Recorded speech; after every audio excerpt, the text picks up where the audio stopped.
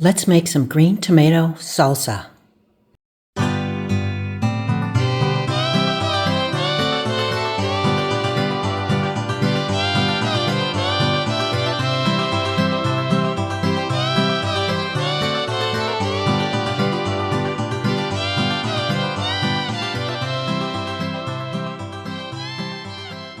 I'm not doubling the recipe today because I need to get out and get some more lime juice. So we'll just do the recipe as it is. I still have a whole wheelbarrow full of half-ripe, half-green tomatoes. So I'm going to try to help the situation out by making up the green salsa today. So we'll see how it goes. I may throw some half-ripe tomatoes in just for the color. Some black beauties would really make the salsa pop and be so pretty. I'm going to grab some yellow ones, and we'll do some red ones, and we'll do some green, and we'll make this a really beautiful salsa. You can substitute ingredients in your recipes if you do, how do I put this, the same exact amount. So if you were supposed to put in 4 cups of ripe tomatoes, put in 4 cups of green tomatoes. If you were supposed to do a cup of hot peppers, put in a cup of sweet peppers. That's what I'm going to do. I don't use the hot peppers at all. If you make it balanced like that, but if it tells you to put in vinegar, put in vinegar. If it tells you to put in lime juice, put in lime juice. Those things you shouldn't change at all. You can change the type of tomatoes and peppers and different things, but keep to the same amounts. I kind of get tired of making tomato products, but then I'm away from it for a while and I come out here to the wheelbarrow and I see a whole bunch of new ones and I'm all inspired again. So it's kind of nice to have it, but when I'm done, when these get too far gone, they will just be put in the compost or out for the chickens to eat. So there'll be absolutely no waste. I think that is a very pretty palette to start with. We have peaches that we froze from this year from our garden and from buying extra ones and being given them. So that's what we're going to use this year. These should be about a little over 2 cups. We need 8 altogether. I've chopped up a nice big red bell pepper and I'm going to add some of my frozen green bell peppers and habanero peppers. They are sweet and they're so fruity and they're very colorful. The recipe calls for 2 cups of diced peppers. So whether they're bell peppers or hot peppers, that's up to you to decide. I'm cutting up the green tomatoes and the ones that are partially ripe too. Adding the different colors of tomatoes is going to make this salsa even prettier. And then the different colors of peppers.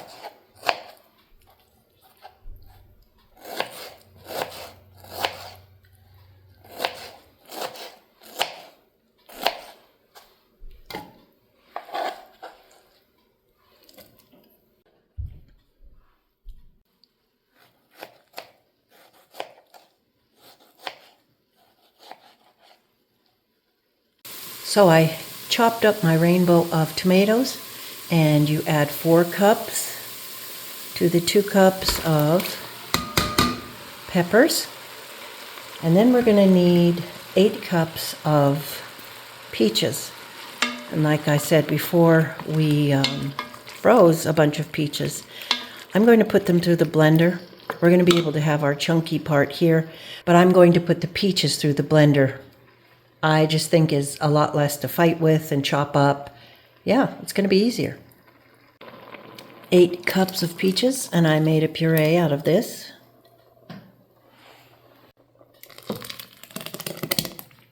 Let's let that simmer all together. That is going to be some yummy salsa.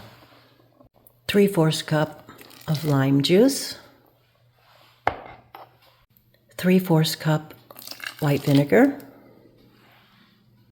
a tablespoon and a half of paprika,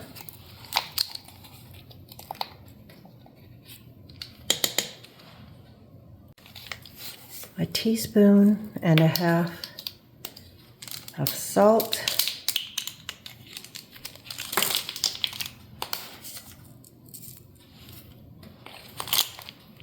two tablespoons of minced garlic, and I really like garlic, so I just make it heaping tablespoons. Stir that well and let it simmer. We still have to get our 2 cups of onions in. What a beautiful color. Make sure you taste it and put in the seasonings that you like. I put more salt in because I do like things salty sweet. I'm also going to put more garlic in. But this time I'll use garlic powder. A 1/4 cup of dried cilantro. Add 2 cups of onions. We're letting this all simmer down.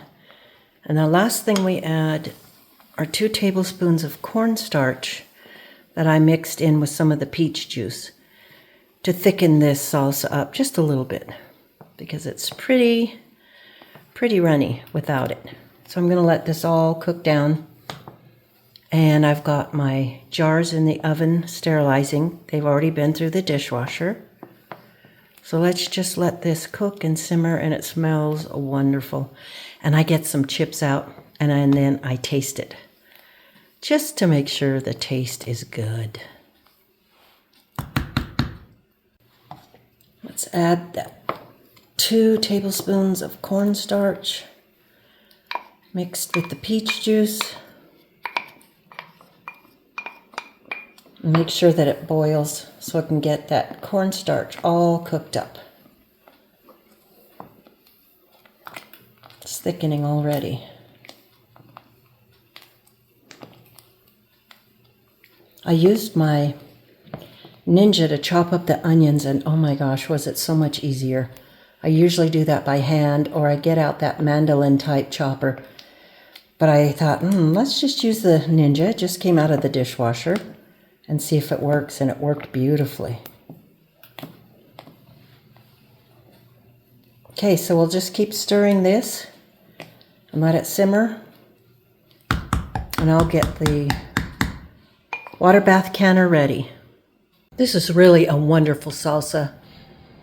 It tastes very peachy and fruity, especially from the habanero peppers. I highly recommend that you find the seed online. I think I found mine at either Baker Creek or M.I. Gardner. That's where I buy most of my seeds. And try to grow them. This is my first year being successful with it. I've brought them into the greenhouse. I'm so excited about them. They taste so good in things, so fruity. You could add them to all manner of things and have them just really make your recipes pop. This is really a good batch. It's time to get the hot jars filled up with the hot salsa. Make sure everything's hot if you're doing a hot pack. The water in the canner's hot. Everything is hot. That way you won't break any of your jars. My sister got me this big ladle, and I've used it a lot in canning. Very handy. There's one full, maybe a little too full. I'll go back and make sure that I measure the head space and wipe down the rims with vinegar. Try to keep everything as clean and sanitary as possible.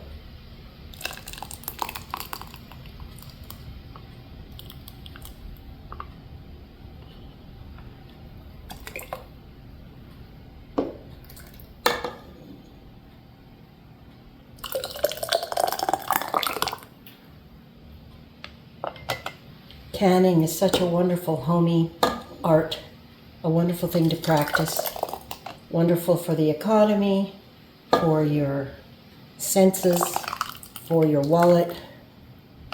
Looks like I need a couple more jars.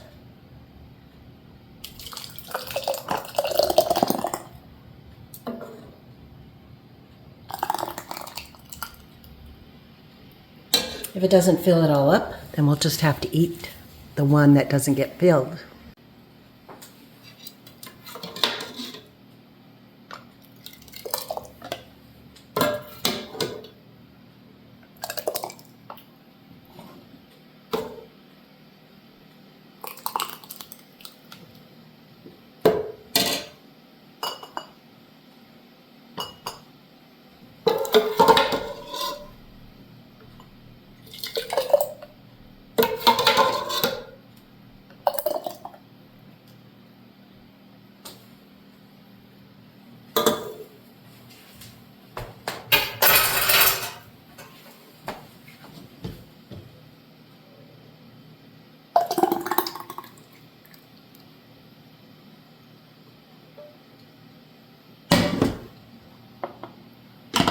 So it says to leave a 1/2 inch headspace. These tools, you can get at any store, are very handy. They measure how much headspace, 1/4 inch, 1/2 inch, etc. So I can tell that some of them are obviously higher than others, other are lower than others. So then I get a spoon.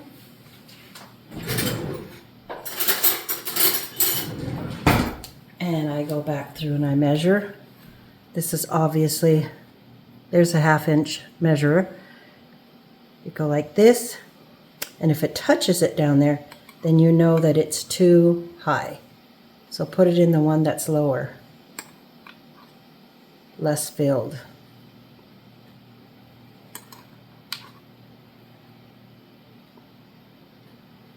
It is important that you follow the directions for safe canning, but I feel like with salsa, pickles, jams, and other things, it's not quite as critical to have it be exactly the perfect headspace that's required. So that's not enough there. There it is. Got it on half. Just barely. Not quite enough. Just barely. That one's under. That one's a little bit too much. We'll put that one in here.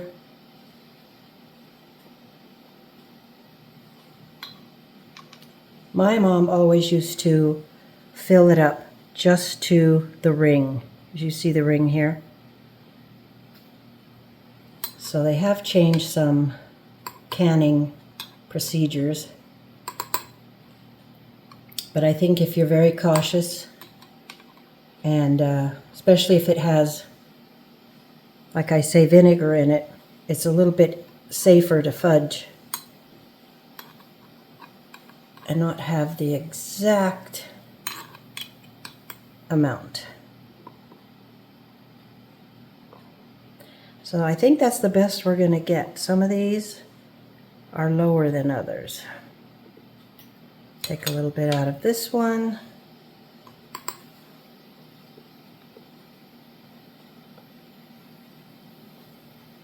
And then a new thing, well, maybe they've said it for a long time, but something I never practiced was to debubble it. You use the opposite end of this debubbling measuring tool. I just go around the middle a couple times and around the outside to each of the jars. It's supposed to take out the bubbles, making it even safer, because that way you don't have the room for any pathogen to grow in.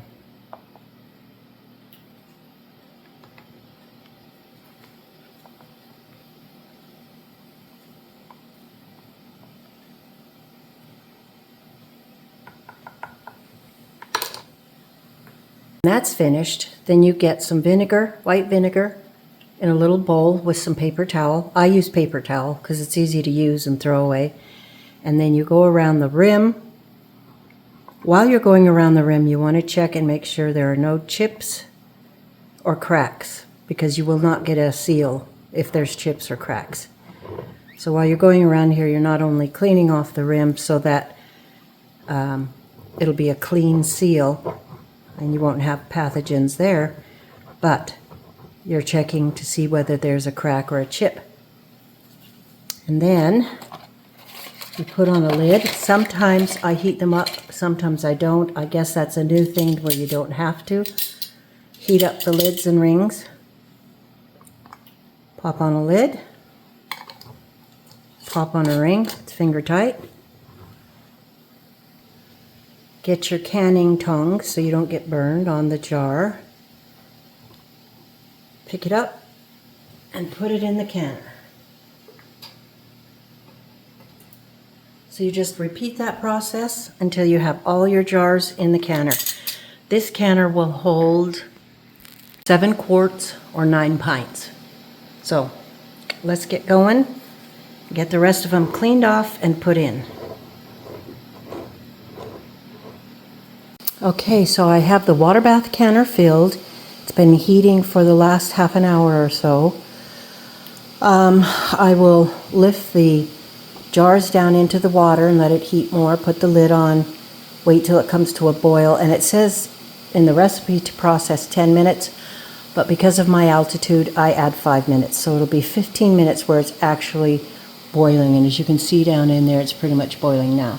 So we'll get these jars down into the water, get them boiling, boil them at a rolling boil for 15 minutes, and then take off the lid, turn off the heat, let them cool, and then I'll pull up the rack. So it's as easy as that. I hope you guys have enjoyed making peach salsa with me once again. But I wanted to see if it worked using the green and not so pretty tomatoes. And I'll tell you, with the peaches that I pureed, I'm glad I did that. I really like that. And the habanero peppers, this is a very wonderful batch of salsa. So I encourage you to try it yourself. Even if you don't grow your stuff at home, try to find some organic ones or buy from the farmer's market, again, organic, and make up these recipes. They're so wonderful and comforting to have them sitting on your shelf for winter. When you know you can just walk back to your pantry, take a jar off the shelf, and just enjoy some homemade goodness that's good for you. So I encourage you to really try this and really enjoy it.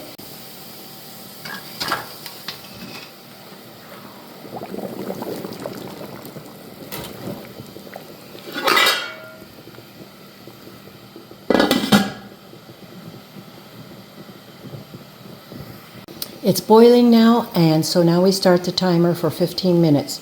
Make sure you check your altitude and the time for your altitude. And voila, it's all done. Happy canning!